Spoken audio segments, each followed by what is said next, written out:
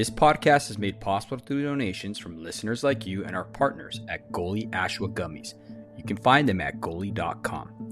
Use promo code The Show Up Dad Foundation to get 10% off your order. Zenderance Active Wellness and Sports Nutrition. Their products are designed to maximize your health. At Zenderance, they strive to support and have a positive impact on the wellness of every hardworking dad. Use my code The Show Up Dad and get 10% off your next purchase. For more info, go to www.zenderance.com. Tall Man Equipment. Standing taller than the rest of the competition in lineman tools since 1952. Give them a follow at www.tallmanequipment.com. And last but not least, Adam Lane Smith. He is an attachment specialist who helps people to heal, connect, and build. Use my promo code SHOW, spelled SHOW, for a 50% discount on his attachment bootcamp course. Thank you.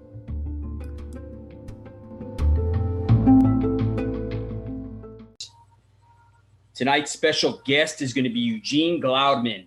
Eugene Gloudeman is a journeyman lineman and a father of four. He is 38 years old, and he is also a former police officer. We back the blue here on the Show Up Dad and any of our first responders.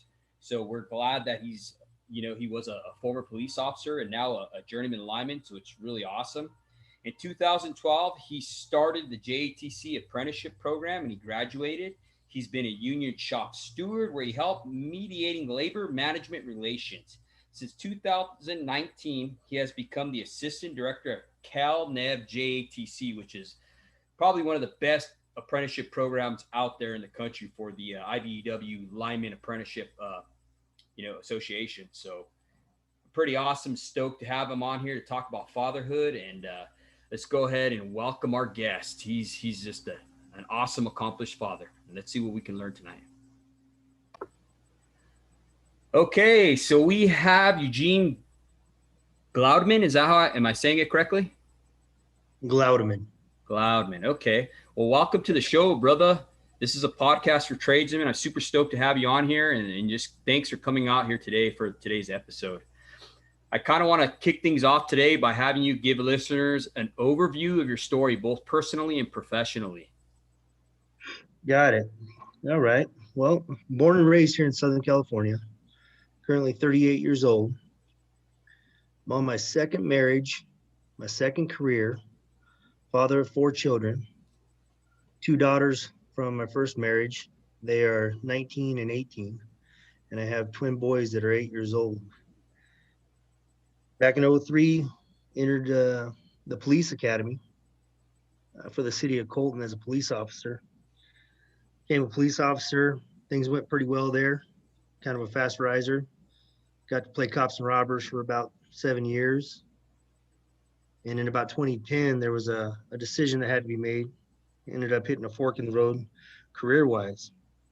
Went from being a journeyman lineman, if you will, of police officers. Wasn't a whole lot that I hadn't done or couldn't do. Really had a lot of fun there. Just came natural to me. I grew up in rough neighborhoods, so I knew the criminal element. I knew how people struggled. Nonetheless, hit a fork in the road, had to transition careers, and all of a sudden kind of had my identity stripped from me, if you will. Had a resume that was very, very strong, and it was basically good for nothing in that field at that point in time. Mm-hmm.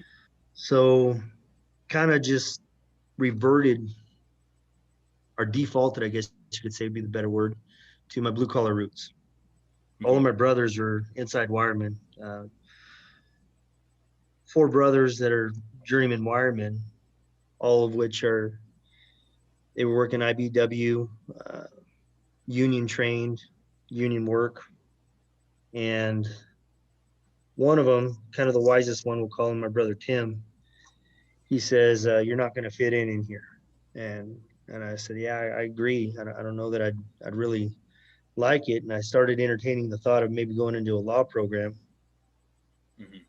And the more I looked around and kind of kicked around ideas as to how I could do maybe an abbreviated program just to pass the bar, start looking on that. And then really looking forward, kind of, I guess you could say, beginning with the end in mind, what the hell am I going to do? Am I going to prosecute? Am I going to defend? Am I going to go into corporate law, civil law?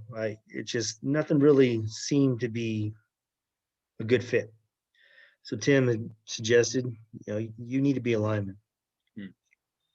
Rewinding back to when I was 18, there was a guy named Gary Updegraff, and he worked for the city of Colton there. They have their own co-op. And he told me then, he says, don't become a copy Gene. He said, become a lineman. I got a spot for you right now. And I said, nope, it's what I want to do. He says, all right, pursue your dreams. Well, all of a sudden I needed a job, and Gary worked at the hall. So, and he says, I told you so. So anyway, I said, don't rub it in, buddy. What do I got to do to become a lineman? He says, well, it's going to be a rough road. You're going to have to sign the books for months on end, and hopefully you'll get an opportunity. And took my first call, and haven't had a week without a paycheck that I didn't want. So line work was a natural fit for me. I thrive in environments that are filled with meritocracy. I love hard work, and I love being incentivized for it. That's what line work is. Currently, we live out here in Ucapa, California, Southern California town. It's about 60 miles east of Los Angeles and about 25 minutes west of Palm Springs. Oldest daughter's in the Army.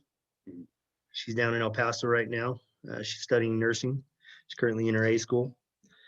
Youngest daughter is going to be going in the National Guard. She leaves boot camp on the 29th of this month.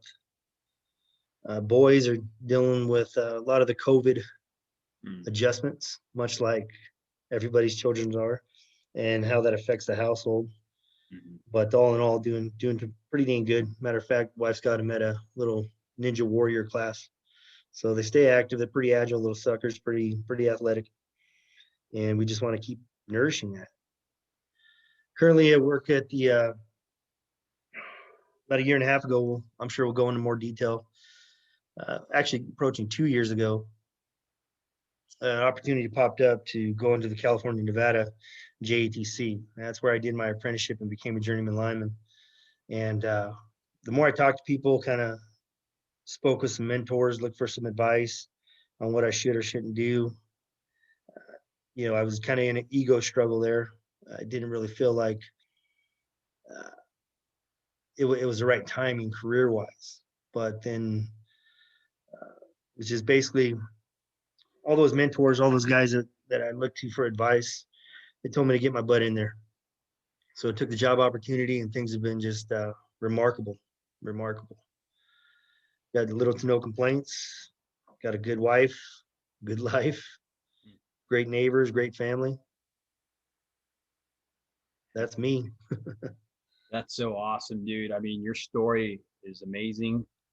One of the reasons why I wanted to get you on here is because I see a lot of the similarities that you went through with me, as far as transition going and stuff like that. I was in the military. I did 5.5 years. I was a combat swimmer and a medic. God bless you. And I came out, and one of my good friends, he wanted to go to Blackwater Security. And I had met my girlfriend at the time, which later on became my wife, and we were going to go to the Middle East. And I was like, nah, I don't want to go. I don't want to do that. You know what I mean? I'm tired of that stuff, And he wound up going back into the military, and I wound up going to school and getting a degree in computers. I remember my father telling me to, work smarter, not harder. Try to use your brain, don't use your back. Gotcha. So I was like, okay, I'll go into computers and stuff like that. I got a degree in computer networking, and I worked in that.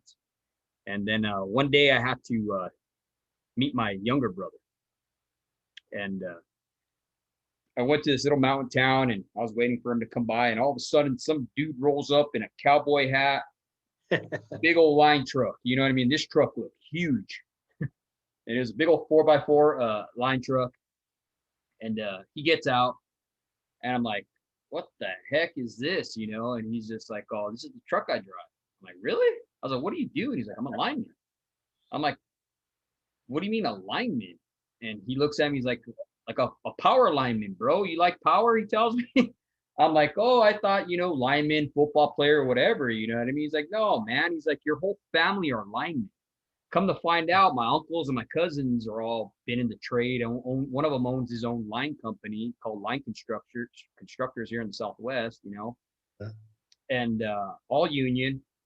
And it just went from there. I was just like, oh man, this kid's, he's making great money. He's younger than me. You know what I mean? He's got a $90,000 truck, and here I am with a college degree and barely scraping by.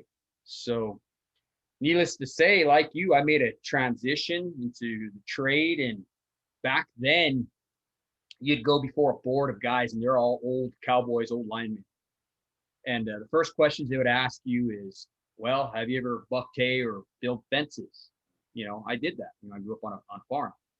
So they're like, okay, well, get ready to work.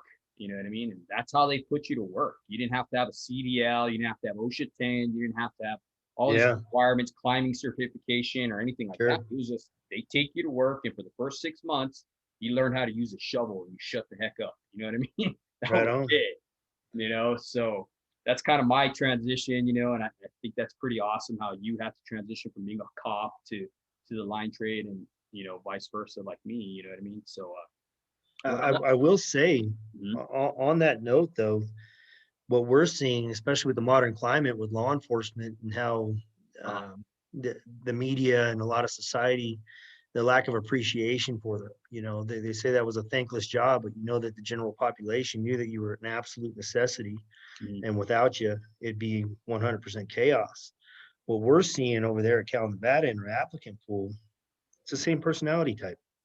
These guys that would otherwise have gone into law enforcement, especially since law enforcement has gotten away from the trend of hiring ex-military and seeking people with degrees. Mhm. A lot of those guys that discharge the military that fit in just fine in our industry and line work, they don't necessarily have that degree. Although here they are, they're already combat trained. They know how to use a firearm. They know what it's like to look long hours. They know what it's like to make a decision under pressure. They know what it's like to be away from the family. They know what it's like to be in stressful circumstances, right? All of those things are great for both law enforcement and line work. I genuinely believe that personality type. So we're seeing a lot of those guys that are coming right in here, and they're fitting in perfectly. That we probably would have lost as candidates if the climate and law enforcement was a little bit friendlier right now. Wow, that's amazing to see that. No, that's good. I mean, a lot of the kids I've been seeing have been all ex-Marines and stuff like that too. You know what I mean? Sure. I get a Yep. lot of those questions too. Is, hey man, how do I transition? I'm in the Marines. You know what I mean? And how do I transition to this? And of course, we always say, get into a good accredited IBEW program. You know what I mean? And Yes. stuff like that. And that's really awesome. So, Gene, I wanted to have you tell the audience who don't know how big of a problem we have with having effective fathers as the head of household. Can you shed some light on how big of a problem this actually is and why it occurs? Well, I'll give you a little bit of background there, as far as I guess maybe to help validate my own insights. Mhm. My parents had 15 kids. It wasn't very methodical. It wasn't planned out. It certainly wasn't accidental either. Heavy Catholic, just old school. My dad was born in 1936. My mom in 39. Both products of orphanage and kind of the juvenile system, if you will. Mhm. And they found each other and they just started making babies. One thing that, we didn't have a lot of money. We weren't living high on the hog. We didn't, Christmases were pretty empty. By the time I was having my Christmases, my older siblings, were of work age and had their own families. Anyway, one thing that we did have was somebody who was there. Couldn't even pay registration fees for Little League. Okay, that's how poor we were. Didn't get to play organized sports till I hit high school and things were free. But what I did have was a dad that was willing to play catch with me. I did have somebody that was, physically present, that loved me and told me to shut the hell up when I was wrong and Mhm. praised me when I did something good. Didn't matter what happened. If I was in a knockdown, drag out fight, if I was, involved in some type of, neighborhood drama or something like that, Mhm. he was like, all right. One thing give you a little bit of analogy. I was in a huge bind, 17 years old, and discovered that I'm going to be a dad, right? Mhm. And so I'm just weighed heavy, and it's what the hell am I going to do? You know, and I had some potential to possibly go play college ball and stuff like that, and I had to derail that and switch to Plan B. So I go and approach my dad and break down crying, and I tell him that I got my girlfriend pregnant. And his response was, "Why the hell are you crying for?" He didn't chastise me. He didn't, he's like, "This is a blessing, man. This is nothing but a blessing. You're going to be a damn good father." Mm. And it's like 10-4, Roger. And I don't know, something came over me. I just got a snarl in my eyebrow, and that little vote of confidence that I had right there, Mhm. that could have gone the opposite direction. I mean, a lot of parents would say, "Oh no, you're too young, crushed dreams, youthful parenting, so on, all these different factors. What if she's not the one?" They just instantly go into the future mode, right? Yeah. But one thing that that was just, I think, a walking, talking testimony of what a present and involved father looks like is so powerful. And I think Absolutely. it's more powerful than any book you could ever read. And here I am as a father, and be honest with you, I'm opposite in a lot of ways of my father in terms of my ability to provide. I could buy her luxurious things and offer all the comforts and the club sports and the different things like that my Yeah. kids want. Mhm. I don't think they're going to remember all of that. I think they're going to remember the physical presence of a father, the love of a father, the the effectiveness is just much more powerful than materialistic items. And so that first marriage, first two daughters, that lasted 8 years, from 18 to about 26 years old. And who you are at 18 and who you become at 26, it's there's a huge transition there.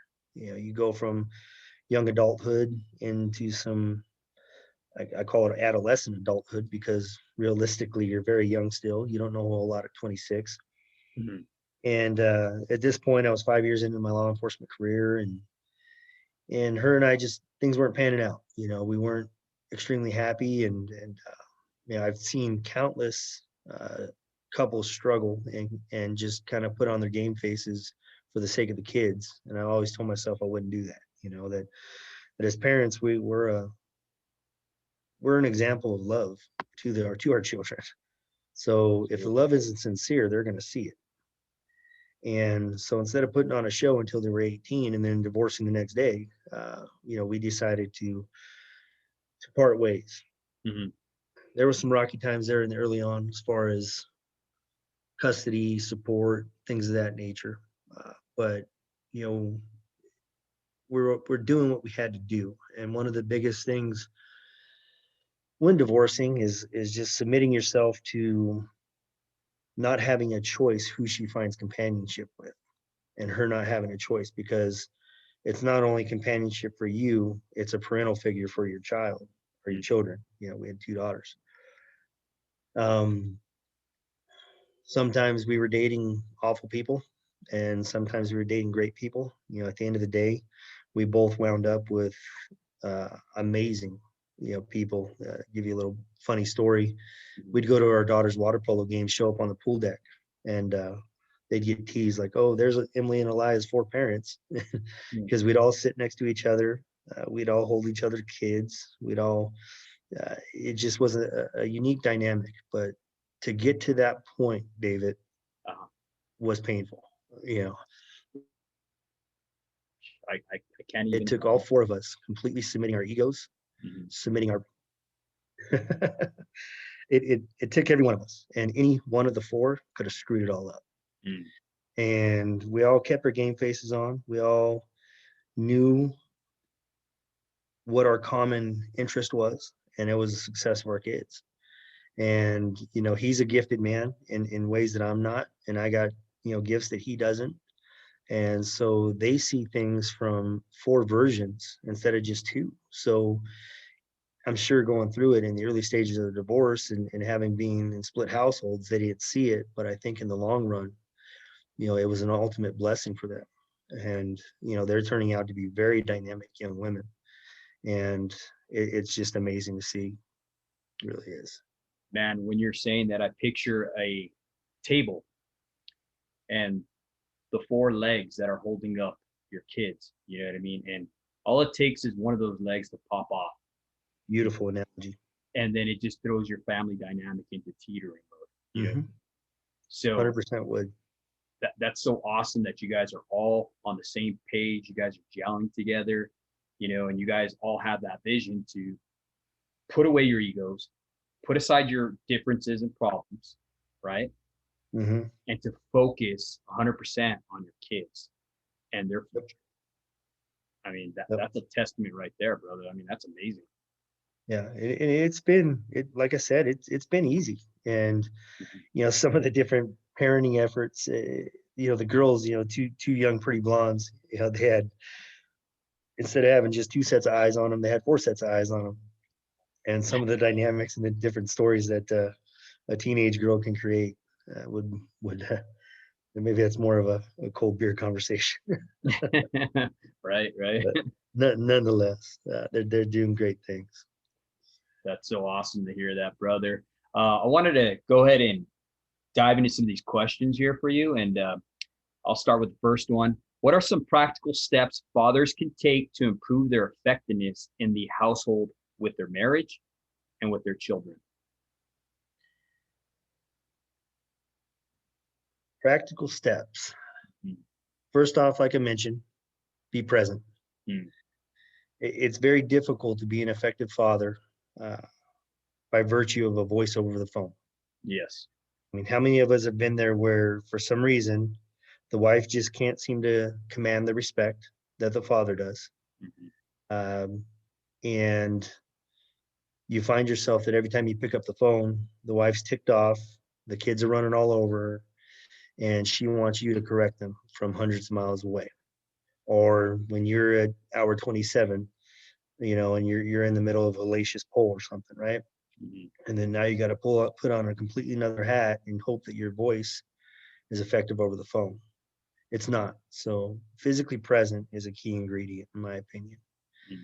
And that's number one. If you're gonna be a legitimized voice in your own household, and you don't want all of your lectures and your discipline and everything to fall on deaf ears, you got to be there.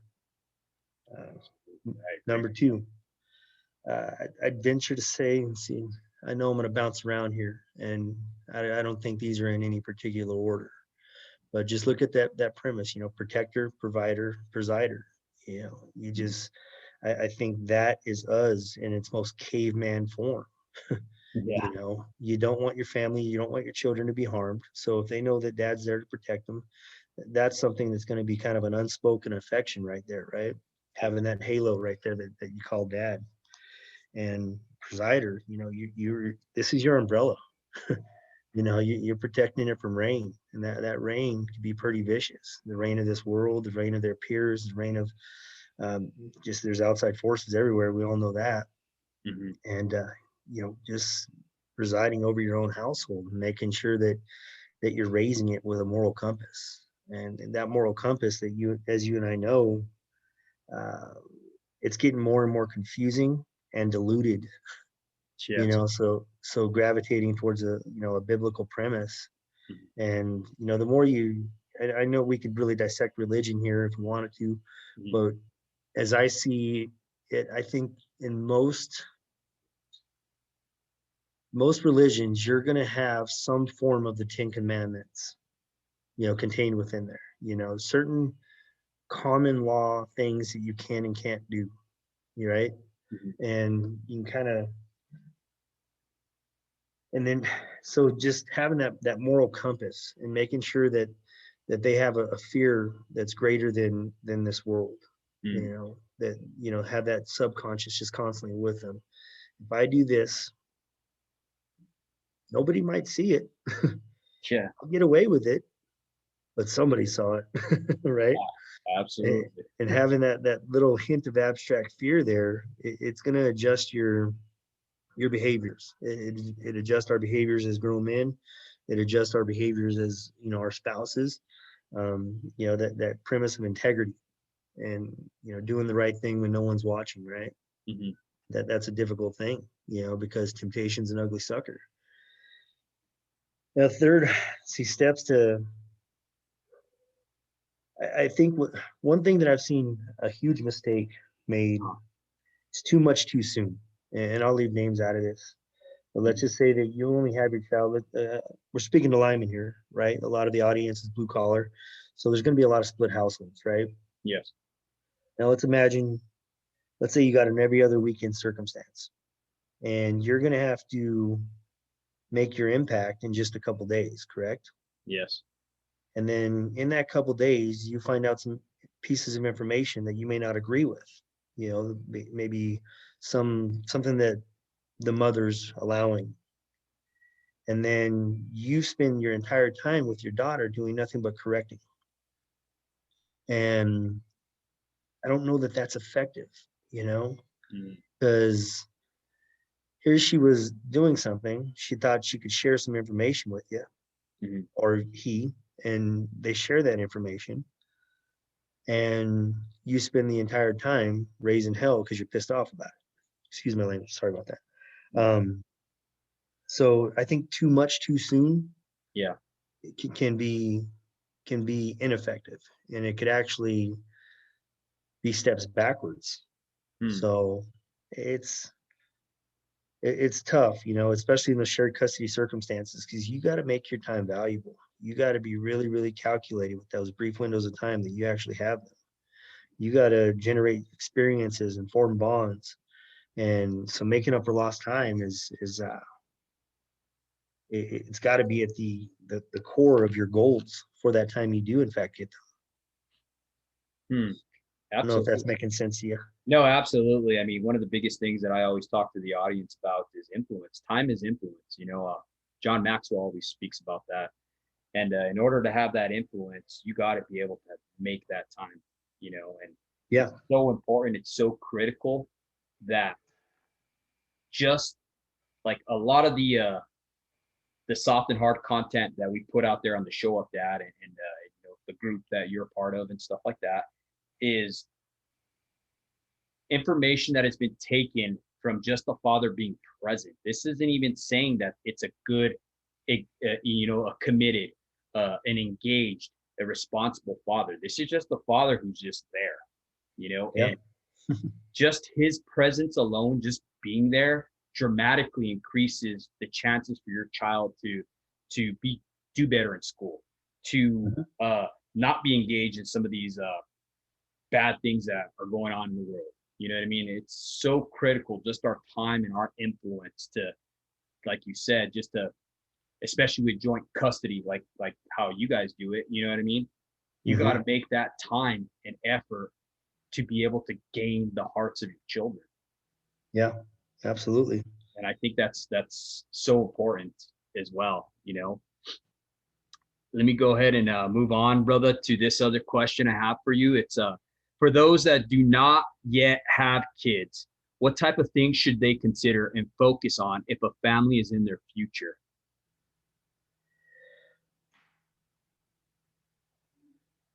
Well, I hate to be so rigid in Hmm. that answer there, because I think, just like in my circumstances, I've had children Hmm. unintentionally and intentionally, so I've been in a circumstance where you couldn't really forecast the future. Hmm. Stable employment, get yourself on a career path. And we could all sit here and say money's not everything, but when it's in the bank, it sure does help, doesn't it? Absolutely. And so I think stable employment, because I think, and I'm not saying you need to be rich. What I am saying is that the stresses of wondering where your next meal is coming from and how you're going to provide that to a family, it shouldn't be there. You should work your 40 hours, manage your income, and put yourself in a position where you got yourself a rewarding, fulfilling job, Hmm. and you could at the very least provide for this family. Hmm. Okay. And if this is in the context of, you know, a current companion, okay, is this somebody Is this somebody that okay, she works out well for me. The intimacy is fantastic. The companionship's great. All these different categories, these bases are covered with her and I, right? Mm-hmm. Well, the recipe gets a whole lot thicker when you bring a child into the mix. And you can't really, because we don't have a crystal ball. We can't tell, Mm-hmm. honestly, when we throw that child into the equation.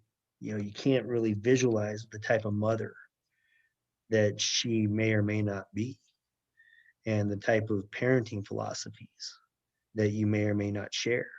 Mm-hmm.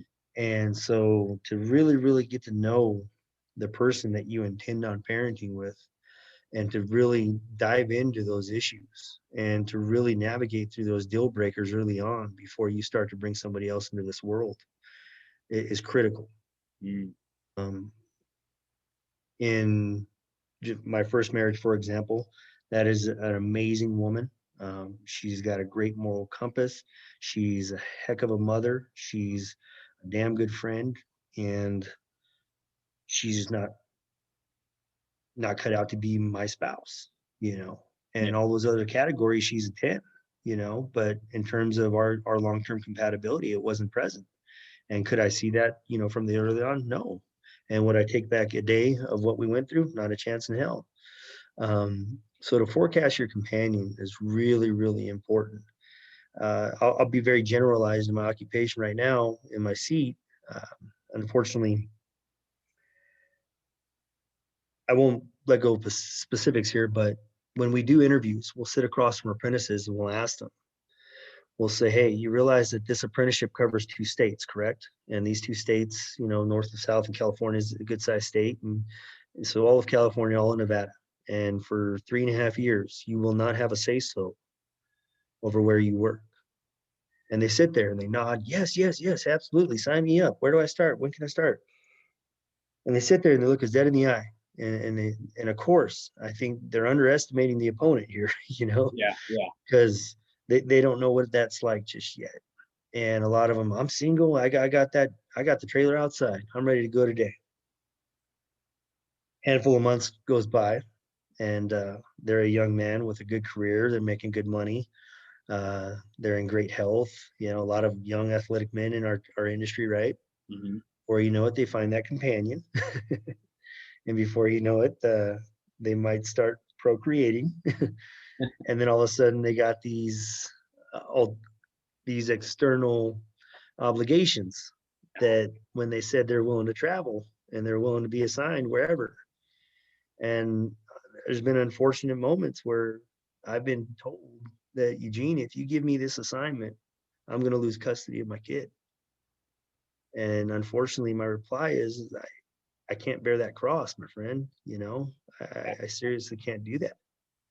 And if so, evaluating your spouse, evaluating that companion, Yeah. and I'm sure when those gentlemen made those decisions, they didn't forecast a woman that would literally strip them of custody if they had to hit the road. No one could know that going in, Yeah. because otherwise you wouldn't do that. But here they are, they got their child on this earth. These are the cards that I got. Let's throw them on the table. Let's figure this out and make it productive. And that's the mindset that I hope these guys really, really get into, because you're seeing them, they're in their 20s, and their children are very young. And, the spousal support, well, the alimony, the child support, half their check is going to that. Hey, dude, you got to be more than just that paycheck. More than just that money showing up, that mom may or may not be spending properly, you know. Yeah. So, and the only way your child's going to really know whether or not you're just that paycheck is by you physically being present, and you forming a strong bond, and you taking part in their upbringing. Mm. So I know that's only a couple steps, just No, you nailed it perfectly, brother. Because I mean, even some of the kids I get from California that come work with me out here in the Southwest District, I mean, they would they could get into CalNev because we all know, CalNev's freaking hard to get into. You guys have a dynamic program over there. So we got a lot of California kids coming to the Southwest. Yeah. And so they're leaving their families in California. Okay. And they're pursuing this career, this calling that they have to become a lineman. And a lot of the ones I saw they're living basically two lives. And I recognized it in them because that's what I was doing. Okay. I was living two lives. I had a life that I was at home and then a life on the road. Yeah. And living two lives like that, totally, you get lost. For me, I was lost. Like I didn't know which hat to put on. You know what I mean? So when I'd come home, I was always in lineman work mode, cussing and everything else because, almost every word that comes out of a lineman's mouth pretty much in the field is, effing this or effing that, or, you know what I mean? Yeah, I understand. So, you come in from that environment, you come in, you got high tension, you got heights, voltages, everything like that. You're taking care of your guys, whatever. You're your brother's keeper, and then you go from that mode to bringing it back home when you do get home, and it's almost like you forget how to act. I know for me, that's how it was. I'd come home and I was still in that mode, and I was creating anxiety in my family to where they didn't celebrate me being at the house, bro. I mean, they're like, man, is dad gonna leave again? Hopefully he leaves, you know what I mean? Because just the anxiety that I brought to the household with my presence, just super, just over the top, you know what I mean? I had gotten comfortable with chaos. Gotcha. You know what I mean? So if something chaotic wasn't happening, I was not happy. I had to have chaos, whether it be, starting a fight or whatever, you know what I mean? What are you doing? Clean up your room, you know what I mean? No wasted moves, you know what I mean? Right. And, And that's where I think separating career and some of the cultures that exist out there and not bringing those home. Some of those cultures are great, when it comes to efficiency, when it comes to teamwork, but to present those to a kid, we can't do it the same way we do to each other. There's no way that they could wrap their head around it. We all understand its purpose, right? Because if we're effective linemen and we're effective as a crew, for one, we're not going to go home nearly as beat up because we have a good synergy about ourselves and we're very productive and we're making the company good money. So they're paying us good money. Everybody's happy. It's a win-win, right? So there's our incentive, right? Wages. I don't think you can pay your kids what linemen make in order to get them to buy into those same cultures. But that's where us as parents, we got to be clever in how we introduce those things to our household. And at the same time, they aren't our grunt and they aren't our apprentice. And, with children, and this is going back to, law enforcement back in '03 when I was being trained as a trainee. And I remember my FTO, my field training officer telling me this. He says, I 21-year-old kid, I don't know how I'm supposed to act towards these people. So I just kind of took an early posture. And I don't know the exact strange words, but I was rather commanding and whatnot on a contact. And we got back in the car and Sean tells me, he says, hey, you can do it that way if you want. And you'll get compliance just because you got a badge and a gun. He says, but I can tell you right now, you're going to get more bees with honey than you will with salt. And I was like 10-4. So then he gave me permission to use my vocabulary.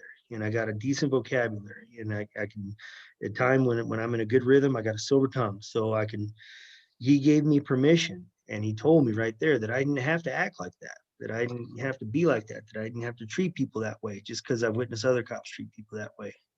And when he did that, it turned me loose. And I think it's the same with our kids. We get more bees with honey than we will with salt.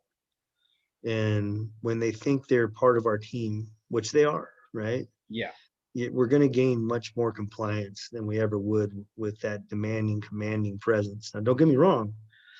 Another little sequence that I follow is something that Sean taught me too, is you ask them, you tell them, and then you make them, hey buddy, go clean your room. Okay, that sucker's dirty. I need you to get it cleaned up. It doesn't happen, right? So then you tell them, I said to clean your room. Did you not hear me the first time? And then at some point, you're going to have to make them. And that's where the discipline comes in, whether you're revoking something or it turns into a spanking. Mm-hmm. Um, but yeah, I think the opening dialogue, allowing that to be pleasant, is going to be far more productive than, we can talk to our buddies certain ways, man. And I what my brother told me one time, he says, somebody uses, cuss words, that just shows a lack of vocabulary. Yeah, exactly. And I think it's a challenge. My parents didn't allow me to cuss around them, right? Mm-hmm. I'm certain they knew full well that I probably cussed when I wasn't around. But at least they threw the restriction on me to where it almost created an internal switch, right? Yeah. Where I can gauge my environment and know whether or not I can drop those F bombs or not. Yeah. And I don't know if that was intentional or not, but I carried that same standard with my daughters. Mm-hmm. And so that when they're in a job interview and they know that that language isn't appropriate, can they speak naturally and comfortably and have a good flow to their dialogue, right? But if all they ever know is line talk, right? If all they ever know is line talk, then they're going to be rather awkward when every fourth word they can't stall with an F bomb, right? Exactly. So it's I don't know, it's rough. Oh, it is definitely. What helped me a lot was this book. It was written by a cop. I don't know Yeah, if you guys had to read it. It's called the Verbal Judo. I love verbal judo, man. I Dude, think that it's is a powerful. great book. I mean, Sir, is there anything I could say or do to make you change your mind? exactly, and I that's sure like to hope so. yeah, That's one of the famous lines right there. And but no, verbal judo is powerful. They're actually starting to. My wife's a nurse in the ER, uh-huh. and when they're having troubles gaining compliance with patients and whatnot, they can't just call a cop every time, right? Or just be bugging security. So Mhm. even as nurses, they've actually explored some of the tactics in verbal judo. Mhm. And it's effective communication. It really is. And I It think is. linemen could use it with their apprentices, Mhm. you know, hey bud, you don't seem to be learning very well. You don't seem to keep up. Every day seems to be the same day repeated. Is there anything we can do to make this better? Mhm. Right? You're shifting it into him. Tell him what he's missing, or allow him to tell us what he's missing, Mhm. you know. But yeah, verbal judo, that's good stuff. Yeah, that's a tactic that's been, I don't know what year that book's been written, but every academy um, runs at it pretty hard. So, and that Mhm. was in '03 when we went through. They would actually have classes on it, and some guys just had a natural gift for it. They just Yeah. they picked up the premise, and their personality allowed for it. Right. Wow. 1993, brother. There you go. So it was already 10 years old when I went through the academy. So No, but I agree with you too. I think a lot of the like going back to just our trade, a lot of the linemen could benefit from speaking to the apprentices that way because the way I was raised was they showed you once, they let you do it, and then you mastered it. And if you great. could do it, you're down the road. That was it. Mhm. You know what I mean? The old linemen they didn't have time for messing around. You know what I mean? Yeah. And you know what? Those memorization tactics and that the I think the focus, right? Uh-huh. So yes, we are dealing with a different generation. Okay. Yeah. There's a real good book called The Coddling of the American Mind. Right. Mm. Amazing book, remarkable book. Start off with Fortitude by Dan Crenshaw. Okay. And so Crenshaw, he's a congressman down in Texas. Yeah. It's not political, not at all. It's more of it's the real modern landscape that we're dealing with, right? And then the coddling of the American mind, and it basically tells us that there is something to the particular generation that's in our workforce right now, and there's things where we can't undo the did, right? Mhm. But do we accommodate it, or do we become uh, very clever in the way we make the adjustment, right? Mhm. So one thing that I see mind you, I have 8 older brothers. My parents had 15 kids, like I said earlier. Uh-huh. I knew what a good big brother looked like, and I knew what a bad big brother looked like. Okay. They weren't all good. And so when I see these linemen, they'll get this apprentice. And for example, oh, he was potholing and he dug into some irrigation, and the dumb bastard didn't even know how to fix the PVC.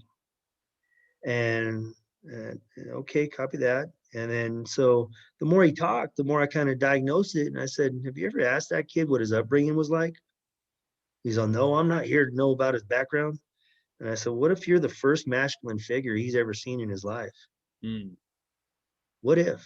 It's just a question. I mean, I know you don't want to adopt them, but if your kids intend on being linemen someday, and let's say this kid gets through the program, this young man who can't repair PVC could potentially be your own child's journeyman lineman someday. So the time we spend with this guy, we have to make it powerful, and getting to know their background so that you can cater to their deficiencies, I think is critical. It really is. And so when you see it from a big brother standpoint, the way I think we've really gotten away from in our industry, Yes. um, I think if you see a good journeyman lineman who's able to teach an apprentice, I'm going to place money on the fact that that guy's probably a good father. Yes. I'm going to say there's a direct parallel there. There is. I've seen it. Um, just to touch on that, one of the guys I call Line Daddy. Okay. Okay. Great guy, highly knowledgeable. One of the best assets that I saw from him is he was a leader. He was a natural born leader. This guy Wow. would take the worst of the worst. I mean, he was always that lineman or foreman who, if there was a bad guy in the group, he'd be like, here, send him to me. Yeah. He would take that apprentice or that lineman who was screwing up elsewhere. He'd put him on that crew and he would find out what their strengths and weaknesses were. Mm-hmm. He had this ability to do that. And when he did that, he would let him roll with it. He would tell him, all right, bro, go. You know what I mean? If all you could do is go punch holes with a pressure digger all day long, you know what? You got a job. You're going to feel better about yourself. Go do it. Yeah. And he would find out their strengths and weaknesses. And that dude, I mean, he was amazing. And to see him work in that aspect and then go home and see him how he was as a father, I could say, him being a husband, because that was another story. You know what I mean? Understood. But as a father, he was actually a really good dad. I would be in the truck with him. I spent a lot of time with this man, and I'd be hearing him talking to his son. You know what I mean? We're both on the road out of town. He'd be talking to his son. And, something would happen or whatever back home, and he would talk him through it. He would break it down for him and just kind of get his son to think through the problems. Yeah. And I was blown away how this guy operated. But you are absolutely right, because there is a direct correlation with a good lineman and a good father. Yeah. What's that saying? And I picked it up. I think I like reading a lot of books written by special forces and whatnot. And I was in the SWAT community, and that's more of a domestic setting. But I think maybe it was in Fortitude, or it was in one of Jocko Willink's books. But there is no such thing as bad teams, only bad leaders. Exactly. And they've proved that on little small boat operations, competitions, and buds and whatnot, where you had a designated leader. You didn't just go through the group of men until you found your leader. No, he was the designated leader. Mm-hmm. And if he led like hell, then the team performed like hell. And they decided to run a little experiment where the team that consistently came in last and the team that consistently came in first, all they did was swap the one person, the leader. Mm-hmm. The roles were then inverse. Yeah, exactly. I'm not kidding. I've seen it. You've been in the military, and Yeah. if you got somebody who just can't call a cadence, or then everybody seems to go to hell, right? Absolutely. If you got somebody who's not respected, that's another thing about the household. You can't just demand respect. You have to live things that naturally are going to acquire that respect from your children. Mm-hmm. Just walk into a room and demand it. Yeah, I think that's just dictator rule. You're gonna get it, right? Because Yeah. you run the house, and then you could lead with fear, but you're not going to have a sincere respect from your children if that's the way you run it. Yeah, it's just going to turn into a toxic, a toxic environment, and the next thing you It know, will. you got your children in their 20s and 30s seeking help. You know Mhm. what I mean? When they should be raising their own kids. You know what I mean? Absolutely.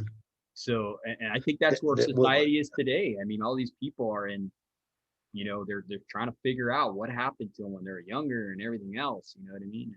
yeah, I'll tell you what, on those lines, there's, childhood trauma is real, It is. and it comes in so many different forms. And I think perspective, in my opinion, is a huge ingredient that a lot of people lack, because, Mhm.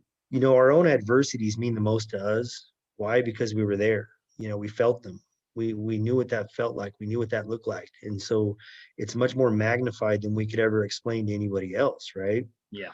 But if you were to just put yourself in a legitimized comparison to some of the things that people have endured, I think we realize real quickly that man, if that person survived that, then I'm doing just fine.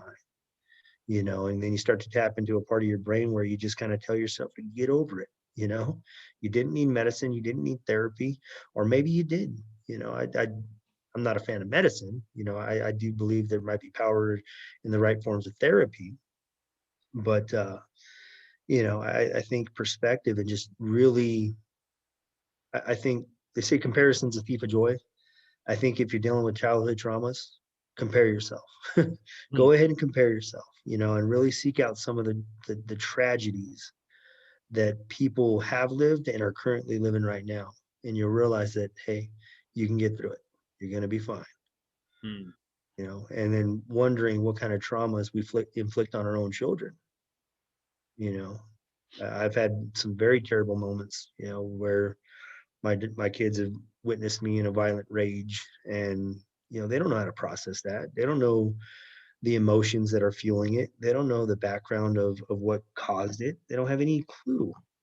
All they Yeah. know is that there's this 6 foot 250-pound man who's going Hulk smash on the house. And what the heck, you can't leave that to them. That's not fair to anybody. So it's yeah. Yeah.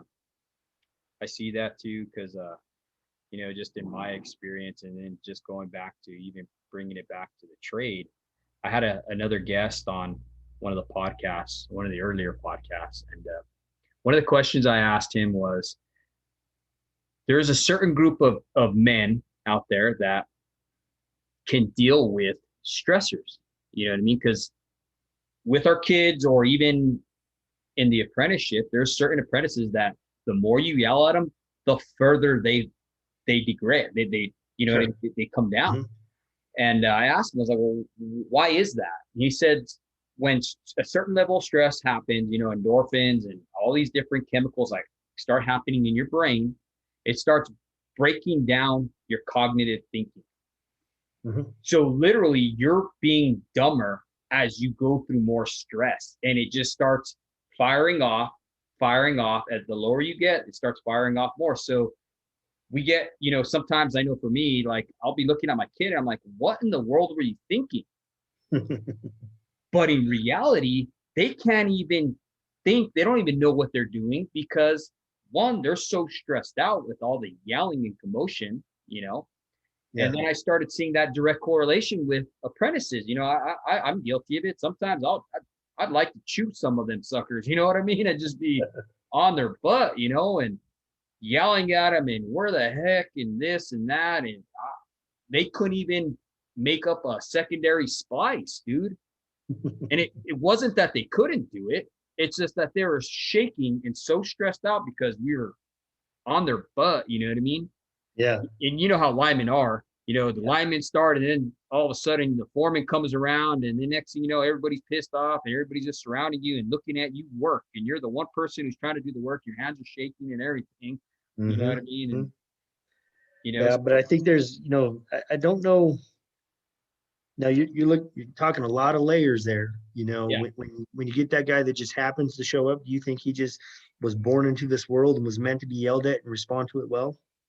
Doubt it. I think there was a combination of hardwiring Mm-hmm. and then a combination of programming there, nature and nurture. I genuinely believe that if you asked that guy his background, there was things that Mm-hmm. he did in life, maybe his upbringing, maybe he played sports, maybe he went to the military, whatever it was, and now he's in front of you, right? Mm-hmm. And he's going to be your model apprentice because you just can't penetrate this guy. You can't get to him. I mean, you holler and he just seems to be on cruise control. He's got you. What do you need, Yep. boss? And doesn't respond with emotion, doesn't crack to the pressure. And I always, I see that with linemen. Mm-hmm. Linemen are very trendy. Okay. And I know linemen are going to listen to this and like, God, screw that Eugene guy. All he did was talk crap about us the whole time. These are my own little personal observations, but I just know linemen are very trendy because they'll repeat the same things that one guy said. And so I'd ask them something like, why do you yell at him? Like, what's the premise of the yell? Well, he's got to know how to think under pressure. Why is that? Well, if everything goes south one day, he's got to know how to do this, that, and the other. Maybe pull top rescue me or bucket rescue me. He's got to be able to think straight. Since I've been at Cal Nev in the field, we've Mm-hmm. had 4 or 5 pull top or bucket rescues. We've had a hell of a year in 2020. It's been awful out here. Wow. We've had 4 fatalities. We've had a couple buddies OD. We've had, a couple contacts. We've had 2 guys fall, same company, 3 weeks apart, fall from about 35 feet, both very good men, both very good hands. Um, and the rescues that resulted from there, some guys showed up, some guys didn't, some guys froze up. And they're the same guy that says, I got to teach that kid how to think under pressure. Mm-hmm. If you've ever been involved in a dynamic situation that's very fluid and very critical and very time sensitive, you reflect on that and you realize how helpless you felt, right? Yeah. So the only thing that I could say, if we really want to prepare ourselves, the only thing that you can do is as you're standing there and you're framing that pole and you're saying, okay, what if he gets hit by that 12 up there? If he gets hit by the 12, you could just visualize your reaction. Mm-hmm. Visualizing your reaction, hopefully some of your visualization plays a role. Because I hear the responses, right down to guys not knowing how to use lower controls.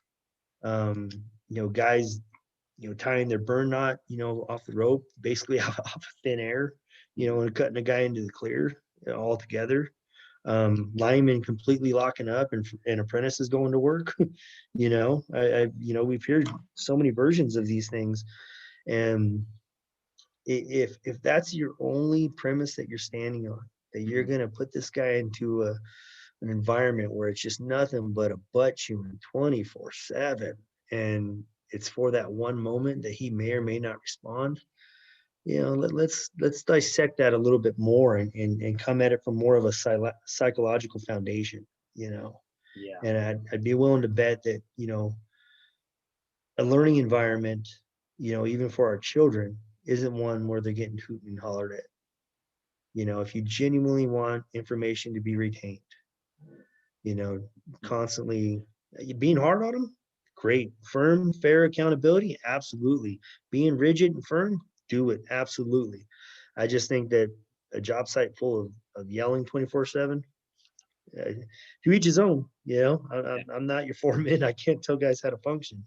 Yeah. But I just don't know that if we were really to really get back to a psychological premise, Mm-hmm. if we're creating the best learning environments with that culture out there. I agree with you 100%, dude. Because I mean, just even going back to the military, some of the most efficient operators that I worked with, some of the most scary guys I worked with, never yelled Yeah.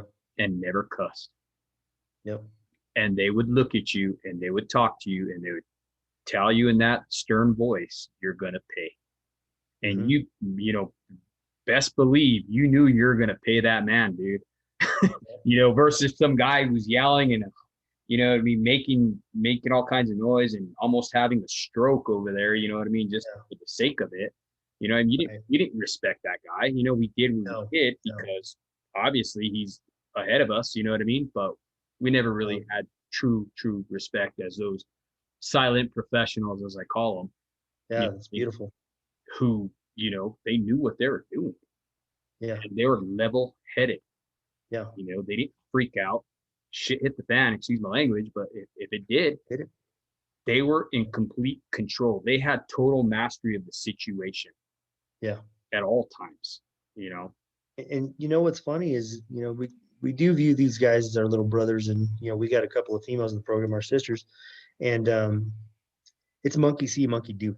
Mm, They look up to us like there ain't no tomorrow. I mean, yeah, they will model our behavior. So I always say this about my kids, monkey see, monkey do. Watch what you do, monkey. Because they're going to mimic you. They're yeah, going to model themselves. I see it. They come in, they're clean cut, they're geeky, not a tattoo in sight. Just some farm kid from Idaho, and never seen none of that. And then all of a sudden he gets Southern Californianized. He's covered and smothered in tattoos. He's abrasive as hell. He's got the big truck. He lives in the bar. It happens. yeah. I get it, but they're just emulating behaviors that they've seen. And oftentimes those behaviors are so influential and so consuming that they will uproot you so quickly. Uh-huh. Yeah. Yeah, no, I agree 100% with what you're saying. Eugene, I just wanted to go ahead and say that many people on the outside might see you as having a successful career, a calling that you're on fire about, a family that you care about, and someone who has it all together and never messed up. Okay. But I think the appearance of having it all together is not only inaccurate, but potentially harmful for aspiring men looking to grow and improve across different areas of their life. You and I would both be the first to admit that our journeys have been anything but easy, and we definitely don't have it all together. If you don't mind, I'd love to have you be real with the listeners right now and say, what is a challenge you've faced or are still facing that has turned out to be a catalyst for your growth as a man? Okay. I'll share a little bit about my career transition. I won't go into huge details, but the bottom line is when my law enforcement career came to a conclusion, Mm-hmm. let's say, for 7 years, I played cops and robbers, did a great job, made list for promotion, was a SWAT operator for 3 years, ran the Explorer post, uh, participated in the Cops and Jocks venue. I facilitated community events, everything just top notch. If you just about anybody in the city of Colton is going to know Gloudeman. And I've always said that, I fought fair in that line of work, and that I could walk through South Colton, which is a gang-riddled neighborhood today, and not have any drama. So reaching that pinnacle in a career, where like, okay, I'm smooth selling. I was meant to do this, and I'm getting real good in it. I have tons of energy. I'm starting to acquire wisdom, and my skill set is just getting broadened. I'm firing on all cylinders. I really am. Everything's going great. Mm-hmm. And one mistake, boom, one mistake. And now I was told, Eugene, we're going to need your badge and gun. We're going to need you to sit at home Monday through Thursday, 9 a.m. to 5 p.m. You're going to be subject to our availability. Here's some parameters around this. Here's some parameters around that. So at this time, I was just dating my wife, and we were living together. And this was before our boys. And, for the first time in my adult life, I didn't know my defined intentional identity. I didn't know where things were going to lead. Now, the mistake was very, very soft Mm-hmm. and wouldn't make sense to listeners, but let's just say it was minuscule. But the context of it was very, very sensitive, I guess you could say. Yeah. So there I was for 9 months for the first time in my life. 9 months, not knowing how the hell I was going to provide for my kids, not knowing what the future looked like, not knowing where I was going to go. And all I did was drink and lift weights. That's all I did. Two things that I'm very good at. And that's all I did for 9 months. And I sat there and, I'd drink myself to sleep at night. And those were the days when my daughters weren't over. And my girlfriend at the time, she was working graveyard. So, first time in my life that I dealt with any sort of loneliness.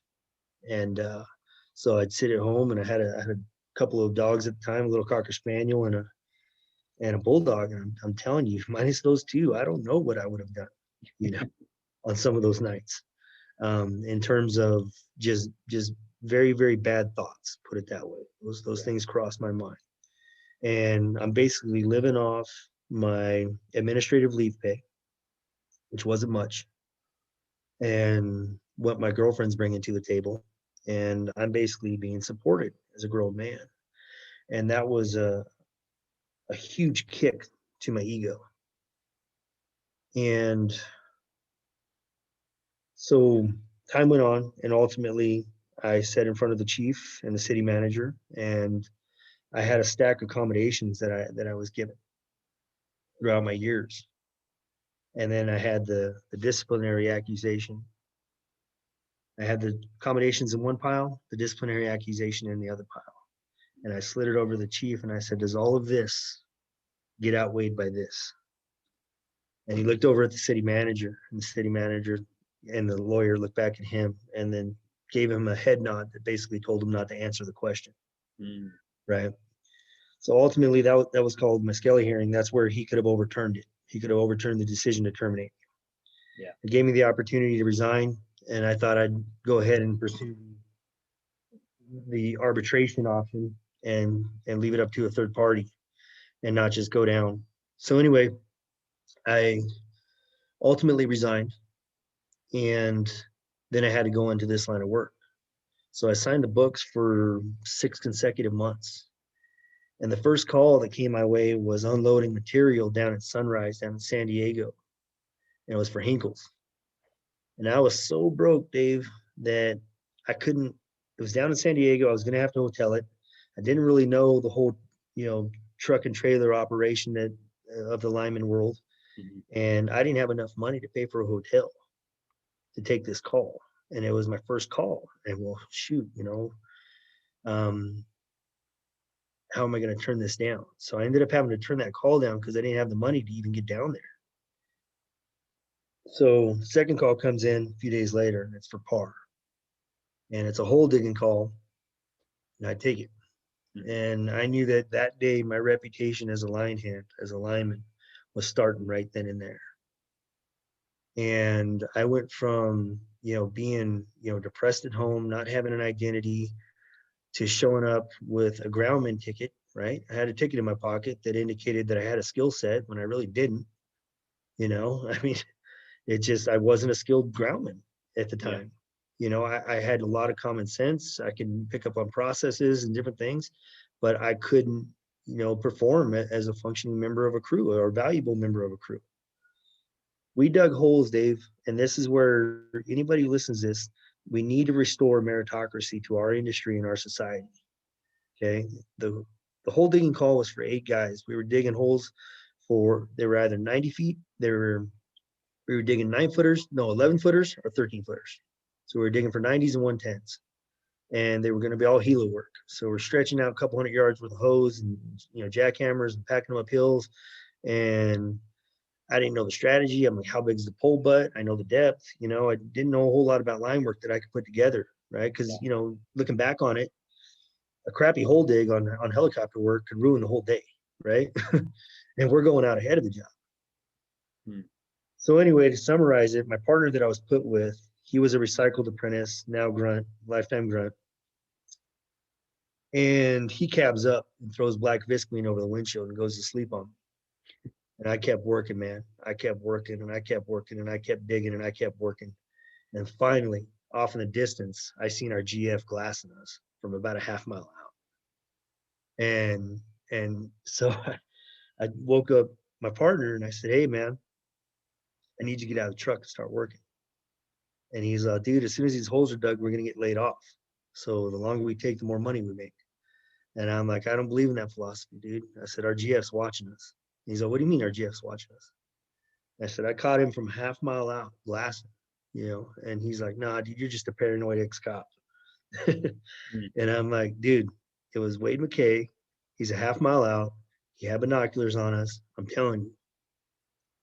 So anyway, we start digging. Finally, I got a partner. We're punching out 2 of these a day. moving on to the next one. Right. And Wade's falling in love with us. Day number 2 of week 2. All right. This is where that integrity comes in when it comes to our occupation. I didn't know a soul down there. I was on my own. I had no political pull whatsoever in line work. I was completely on my own. Day 2 of week 2, everybody gets 2-checked and laid off. Wade gives me an address to show up to in the morning. Mm.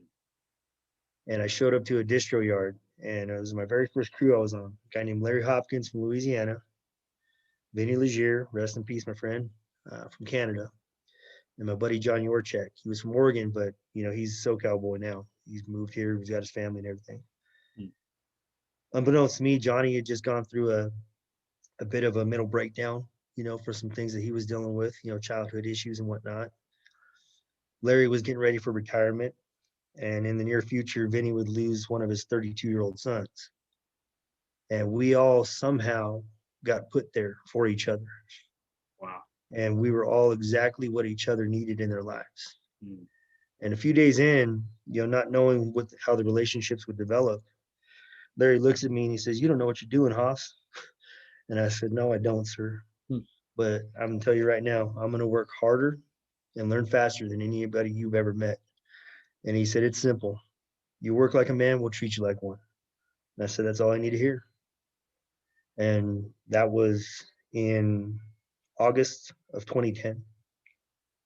And I haven't skipped a beat since, man. Just the industry's been good to me. It's brought me to places that I never thought I can go. It's created a life that I never thought I'd have.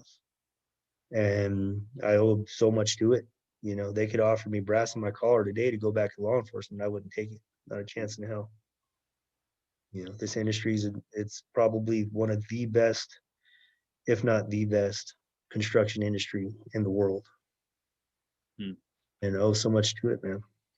And so going through those peaks and valleys, like I said, getting to that pinnacle of law enforcement where I was top cop, and all of a sudden getting that swift kick in the junk to where you don't have an identity, you don't have a career, you don't have, means to support your family, you don't have anything.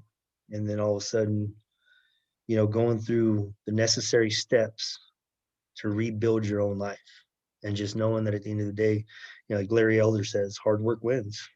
It does. And I've proven that in 2 different careers. Mm. Wow. I like that, because you're absolutely right. Your perseverance through that, I mean, where most people would have just succumbed to the drinking and, just being depressed and stuff like that. You chose to use that catalyst to rise above. You didn't let that define you. No. You let that catapult you to the next level, to where you leveled out. You know what I mean? You're doing great. You know what I mean? And that's just a testament to who you are, your character, and how your father raised you. You know what I mean? That's awesome. And to just hear how, I don't believe that we are, just, I don't believe in randomness. Okay. I believe there's a purpose for everything. Okay. And the way you guys are put together at that moment in time, where each one of you guys were a need for each other as a group, as a cohesive unit, that's just awesome to see how that happened in your life. You know what I mean? You got a great calling on you. That's one of the reasons why I wanted to get you on here, because just briefly, just talking to you on Instagram and stuff like that. You know what I mean? I could see there's something more to you.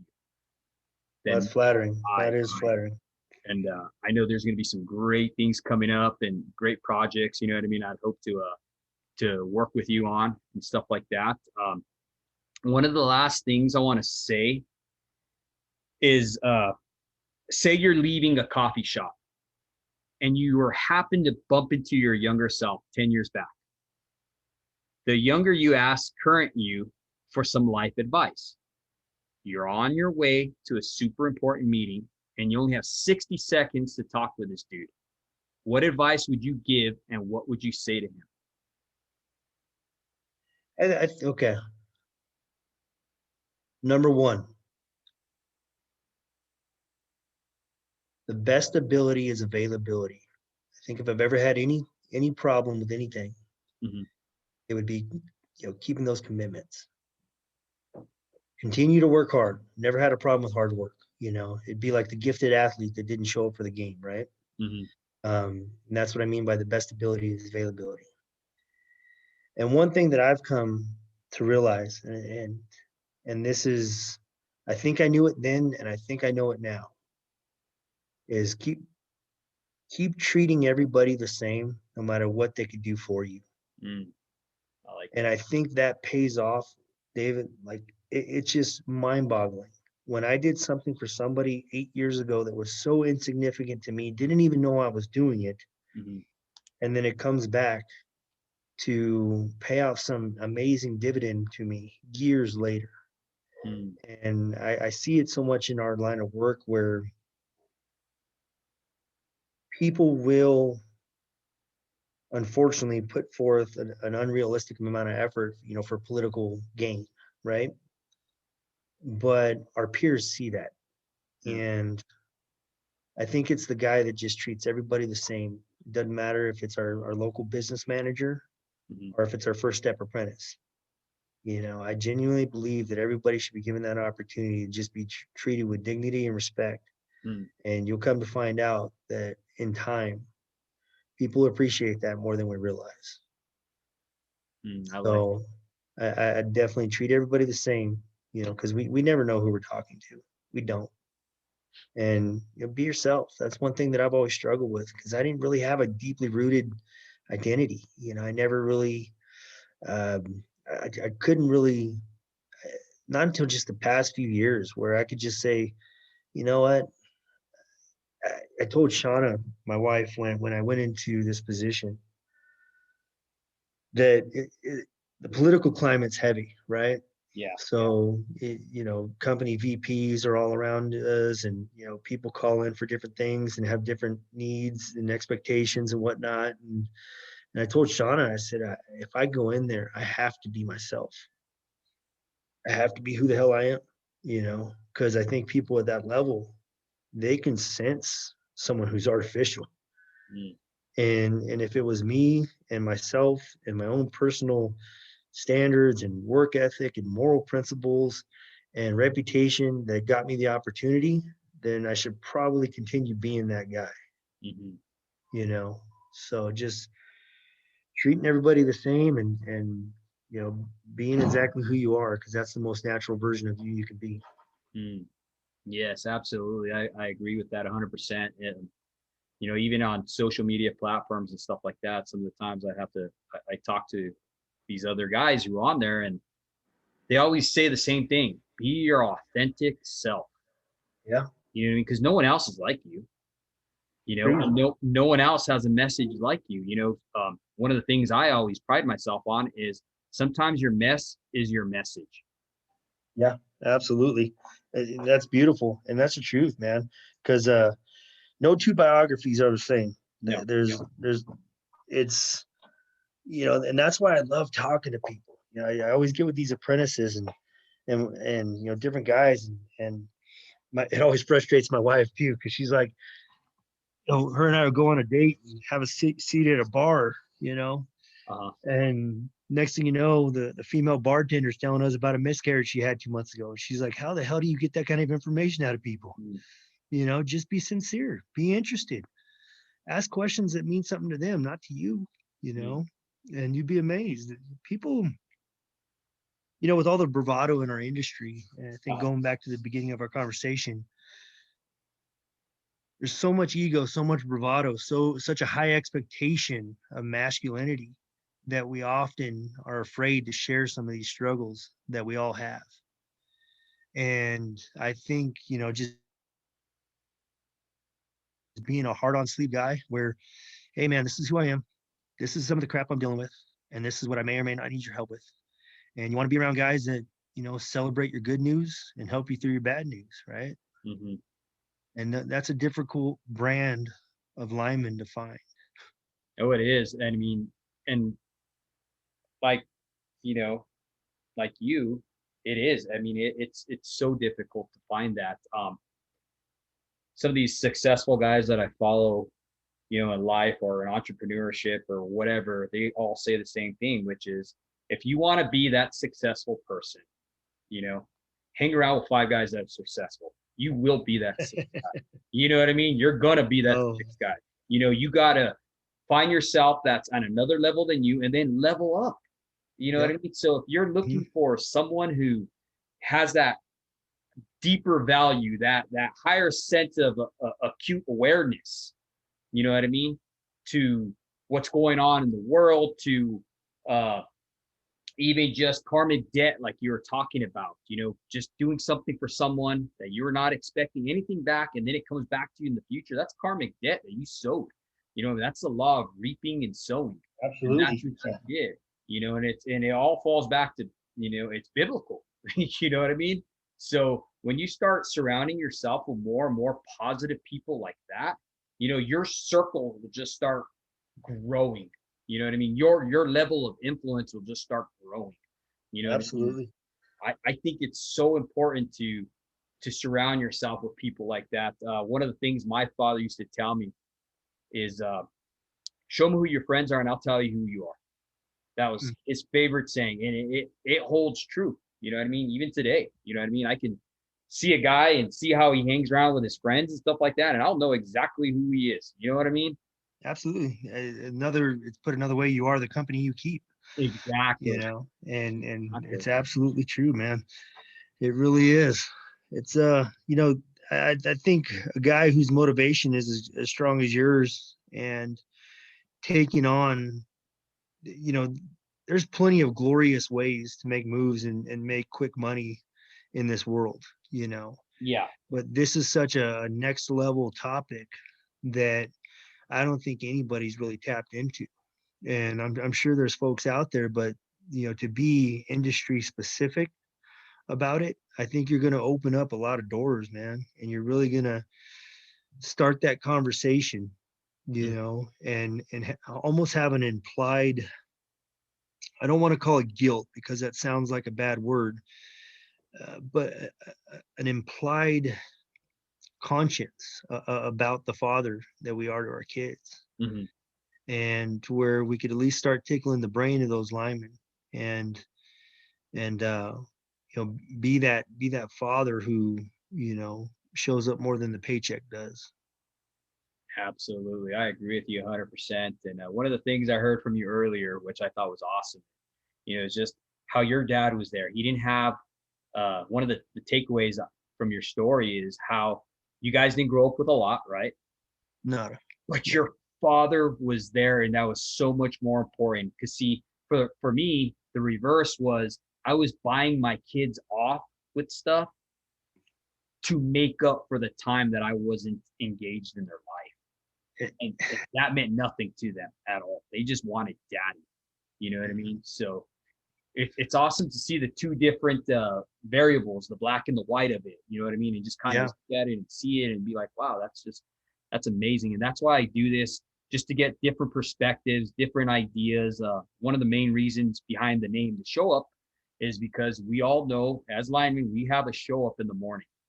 And what do we do in that show up? We show up, we're boots are laced, we're ready to roll for the day. We get our orders, we figure out what crew, who's going where, if someone's going to go spot poles or do whatever. And we get our orders for that day at that show up. And we Yeah. discuss pitfalls of the job, or, what I mean, our tailboard going and everything like that. You know what I mean? And that's why I named it the show up that, because that's what we're doing here. You know what I mean? In the group on this podcast, we're showing up, we're talking, we're bouncing ideas off each other, we're learning from each other, we're growing, and it's just awesome. You know what I mean? One of the things in the Bible it talks about is iron sharpens iron, and I firmly believe If you hang around pop metal, guess what? that. Guess what, buddy? Yeah. And that's another thing that so I'll go back into, after I journeyed out, uh, one of our local yards, Redlands, right? Historically, that's where the power stars, so to speak, of Southern California were developed, back in the, let's say, somewhere between, let's say, early 2000s through 2010, right? Uh-huh. Well, some things had changed there. after I journeyed out, that's where I took my first call as a journeyman lineman, me and my pole buddy that I topped out with, right? Mm-hmm. Quickly, we kind of became a standout crew in the yard. And I said, man, I just journeyed out a couple months ago. Why are we a standout crew? And I've always been an iron sharpens iron guy. Mm-hmm. And I told myself, if I'm the best guy on the crew, and me and my pole buddy, we were comparable. We were both, decent hands. Mm-hmm. Just common sense having guys that worked hard, right? That goes a long way. Yeah. So I always told myself, if I'm the best guy on the crew, I'm leaving because I'm not in the right place. I'm not around the iron that I need to be around. Mm. So I could sit there and I could let my ego inflate, and I can learn what I already know and teach others what I know, but I know there's more that I need to learn. So I need to get the hell out of here. Mm. So I would drag up and I'd call some old buddies that I knew were better than me, and I'd get myself around them. And sure enough, day one, I felt like an apprentice again. Mm. And it felt great because guess what? It was that iron sharpening iron. And we'd go to work, we'd learn, and then okay, things would kind of be stagnant, and people would move around and whatnot. And once again, if I plateaued, I got the hell out of Dodge, Mm-hmm. and I went around some guys that were going to challenge me. And I encourage other linemen to do that. Don't throw it in neutral. And one of their biggest problems in our industry, in my opinion, is the ticket title changes from apprentice lineman to journeyman lineman, right? Mm-hmm. And it almost, and everybody says that's when the learning really begins, and I agree with that. That's on the job learning. But I think we have a tendency to plateau and find ourselves a bubble of comfort and park it there. And I encourage you guys to get around people that are better than you, Yeah. and not guys that embarrass you because of that, but show up saying, hey, look, fellas, I came here to be challenged, and I know I don't know it all, but I know you guys are good, and let's get after it. And linemen love teaching their peers. Linemen love people who aren't egotistical. And we have a nature about us, and it's a real good one. And we really do love to teach. And another good nature that we have about ourselves is that we will help each other through struggles. We will. I've seen outpourings of generosity. I've seen good deeds by linemen. Uh, it, I'm talking Mm-hmm. dudes that have helped guys across the country. Absolutely. And if we would take on that same ownership of our own families and our own children, Mm. then I guarantee that our families would flourish just like our industry does. Absolutely, brother. And just to touch on that real quick, I just want to give a shout out to Low Drag Line Hand. They did a phenomenal job of raising some money for my younger brother, who is a journeyman lineman who passed away a month ago. And, Wow. they're able, I mean, they never met the kid, nothing like that, but they saw and recognized the fallen brother, and he raised up money to go ahead and help out my brother's family. You know what I mean? His Amazing, wife man. and three daughters. And you're absolutely right. The brotherhood is strong. It's still alive. And that's what I loved about this trade. I mean, no matter where you go, I mean, yeah, you're going to have those people who obviously life gave them a bad hand or whatever. You know what I mean? They're dealing with something. Okay. Yeah. You know, but like you said, majority of linemen are there. They're brothers. They know what it is. You know what I mean? They've struggled. They have their faults, everything like that. But at the end of the day, you're still their brother, and they want to just lift you up. You know what I mean? And I think that's what life is about. It's about not just giving a handout, but a hand up, if that makes Hmm. sense. You know? It does. It does. And folks like the gentleman from Low Drag Line Hand, that guy took the initiative. Heck He yeah. he identified a problem, and I'll give you some stories of disappointment and some stories of I'll share two different opposite ends of the spectrum real quick. Mm-hmm.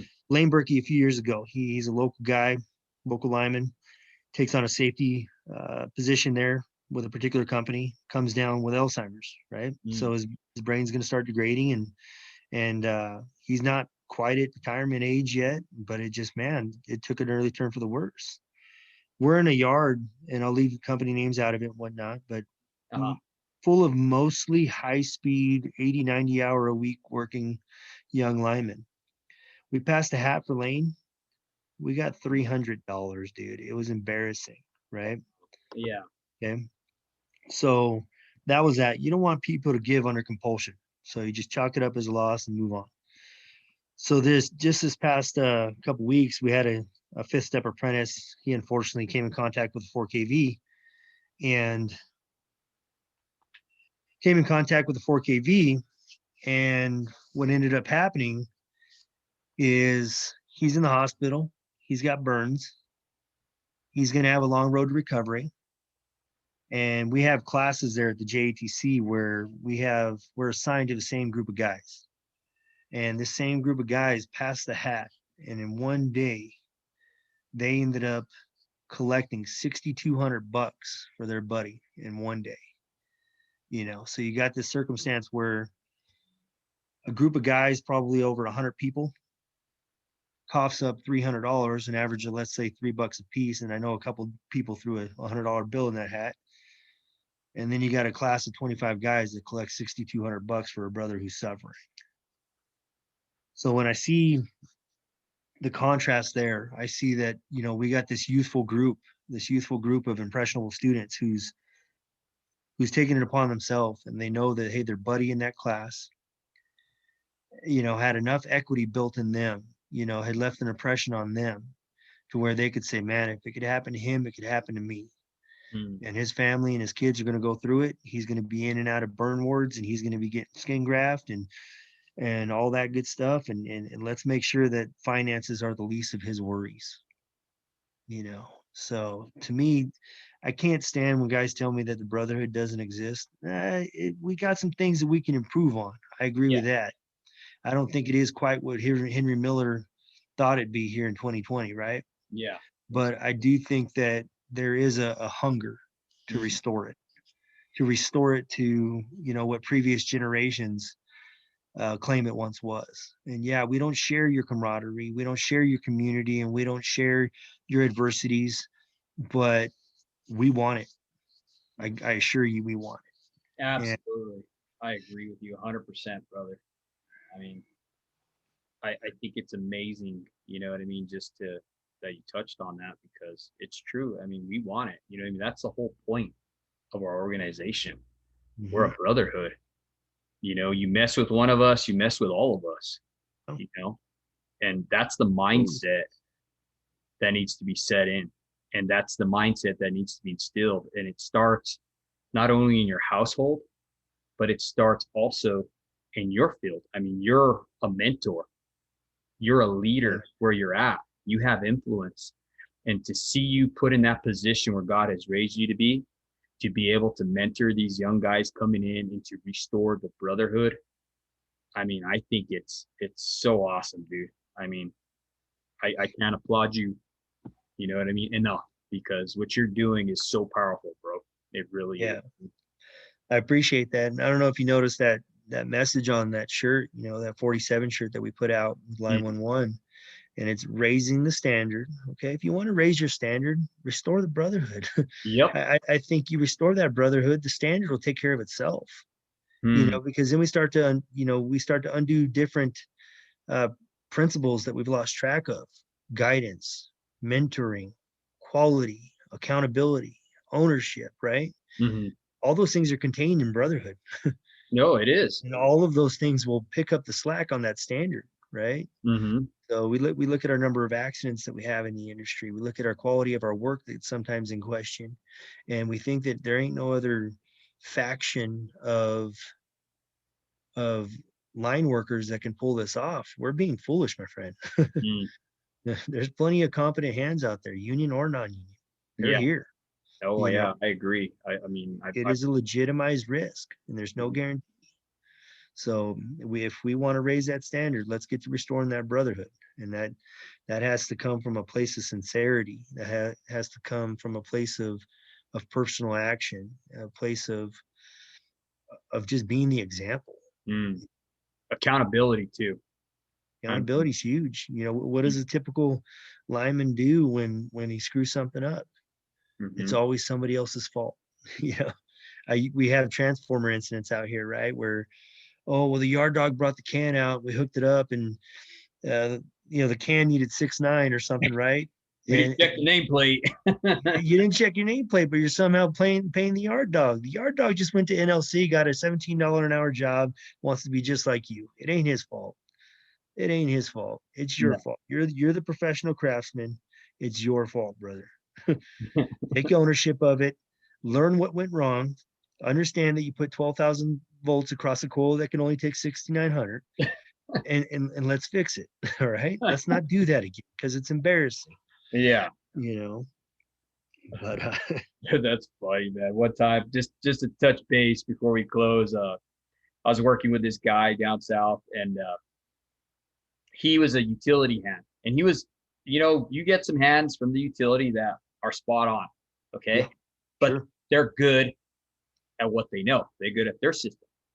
Yep. So he took it for granted that in construction, you got to check the nameplate. You got to check that impedance. You got to make sure that's a 14.4 can or whatever. You know what I mean? Right. Well, he had never, I guess, worked with a 480 single pot, Okay. So the guy brought out this can. He hooked it up. Okay. And I had just came back from an eye appointment. Okay. I was getting some new Oakleys done for me, whatever. So they had just dilated my eyes, bro. So I couldn't see shit. So he's up in there. You know what I mean? It was a shit show from the beginning. Right. And okay. So I'm watching him. He's hooking it up. And I tell him, I'm like, oh, you want the voltmeter? Check the voltage. No, I'm good. He's got lights. Let's go. I'm like, okay, I guess that's how he did it at the utility or whatever, Mm-hmm. So I was like, okay, I'm out of here. And I took the trouble truck and I left, because we had to get back to the yard because we had another call. The 69 line went down somewhere. Anyhow, he calls me on the radio and he's like, dude, he's like, you got to come back. I'm like, what happened? And he's like, bro, I don't know what happened, dude, but this dude's house is on fire. Oh no. He had all the trailers that he had hooked up. He had like these motorhomes. He had daisy chained them all together. So it smoked everything, dude. You could see the fire in the wall where it went across. He put 480 through that house, dude. Gotcha. And the guy's like, oh, I don't know what's going on, but I have a grinder and it doesn't shut off and it's chasing my old lady around in the house.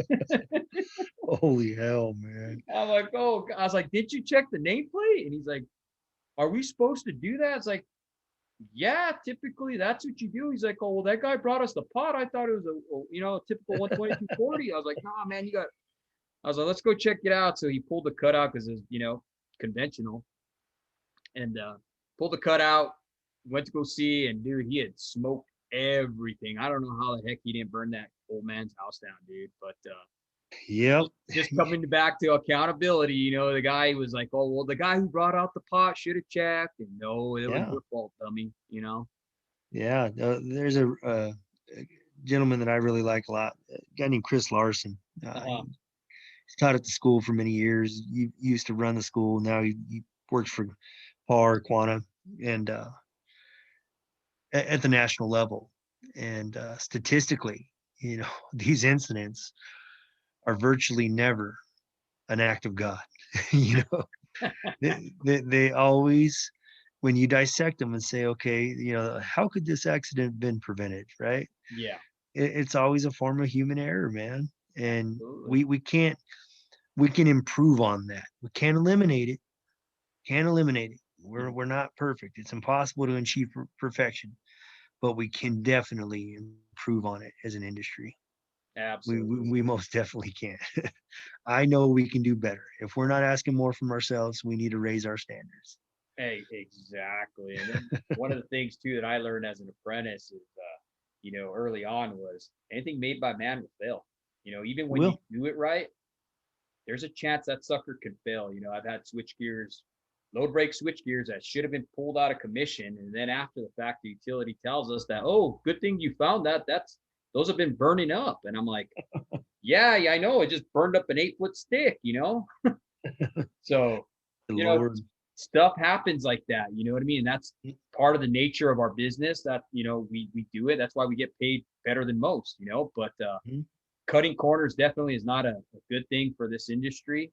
And doing your best to do what's right and donning your PPE accordingly and using the tools. I mean, dude, we didn't have tools like this back in the day. Some of the stuff they're coming up with now, dude, I'm like, hell yeah, I could have used that a long time ago. Maybe my Yeah, shoulders wouldn't hurt the absolutely. way they are. You know what I mean? But Oh, no, we'll never stop innovating. That's for sure. absolutely, brother. But let's go ahead and wrap this up today. And I just want to ask you to tell the audience, dude, where people can find you. I know you're on Line 11, but where else can they find you if they want to reach out to you, brother? Okay, so the clothing line that we kicked off, it was Line 11 Clothing. Given my background with law enforcement, my wife's nursing experience, and the power line. So it doesn't matter if you're on the line, working the line, on the front line, holding the line, you name it. That's our message. Line 11 Clothing on Instagram. Mm-hmm. My name's Eugene Gloudeman. Sure that's going to be spelled out in the narrative, Mm-hmm. but Eugene, last name Gloudeman, Gloudeman on Instagram and Facebook. Much more active. I like the narrative of Facebook, and I like pictures, and I like memories. So in terms of me personally, you'll find me far more active on Facebook and with the clothing line on Instagram.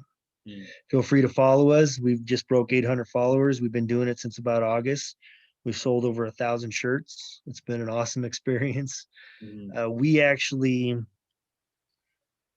contribute to a foundation, the Warrior Angels Foundation. Mm-hmm. So it's a ex-special forces set of brothers that are basically curing, not treating, but curing people who are suffering from traumatic brain injury Mm-hmm. through holistic measures. So keeping them out of the VA and off the medicine and getting them on something that's actually going to make progress. So every time you purchase something from us, some money goes to them. Some good guys over there. Matter of fact, episode 1056 on Joe Rogan, Mm-hmm. you'll see Andrew Marr, the co-founder, on that episode. I encourage you guys to follow them, follow us, and take a look at that episode on Rogan, episode 1056. Some fascinating information in there. Mm-hmm. Right on. Thanks, Gene. I appreciate you coming on here, brother, and we'll definitely keep in touch. And Mm-hmm. I just want to go ahead and end this and just thank you, bro. And I believe in what you're doing, dude. And just keep it up, bro. You're a positive influence for everybody you touch, dude. And I mean that, dude. Well, So that's the pot calling the kettle black, my friend. So you keep doing what you're doing, man. And anything we could do to help you flourish, help you grow, help you keep that.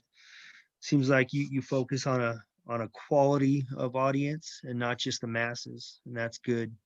Don't dilute it. Keep doing what you're doing. People who are genuinely interested in this, you're doing a damn good thing, and we need to see more and more people like you emerge, man. And thank you. I appreciate it, brother. And that concludes our message for the night. And thank you, brother. And we'll talk to you later. Honest God, pleasure. Take care, sir.